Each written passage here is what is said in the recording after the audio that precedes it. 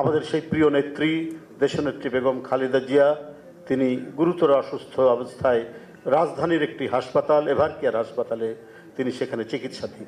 তার আশু সুস্বাস্থ্য এবং আরোগ্য কামনা করে একটি সংক্ষিপ্ত বক্তব্য আপনাদের সামনে তুলে ধরছি। সমস্ত কিছু মিলিয়ে যে টপিকসের উপর আজকে এখানে কথা বললেন, ইমাম মুয়াজ্জিন, হেলথের উপর, কৃষির উপর, তারপরে শিক্ষার উপর, স্পোর্টসের উপর, এগুলো সেখান থেকেই নেওয়া, এবং এর উপরে মোটামুটি যারা বিশেষজ্ঞ এবং যাদের একটা ধারণা আছে তারা এই কথাগুলো বলেছেন, এবং অনেকটা একাডেমিক্যালি কিন্তু আবার খুব সুন্দর এবং স্বাভাবিকভাবে।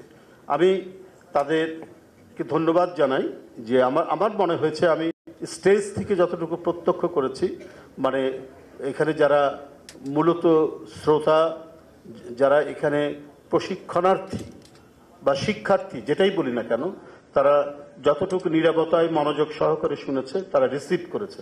অত্যন্ত রিসেপটিভ ছিল আজকের এখানকার উপস্থিতি। তো সেই ক্ষেত্রে মনে হয়েছে যে তারা ভালো মতোই এখানে ইয়ে করেছেন, কথাগুলো তারা নিয়েছেন।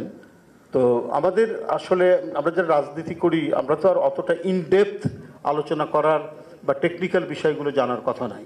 অক্সিজেন আমাদের ঢাকার 2-3টা, তাও আবার কি নাম করা প্রাইভেট হাসপাতাল ছাড়া বাংলাদেশের কোনো, বিশেষ করে মফস্বলের কোনো হাসপাতাল এই অক্সিজেন সাপোর্টটা দিতে পারেনি, যার কারণে আমাদের কম্পারেটিভলি করোনায় কম মারা গেছে, কিন্তু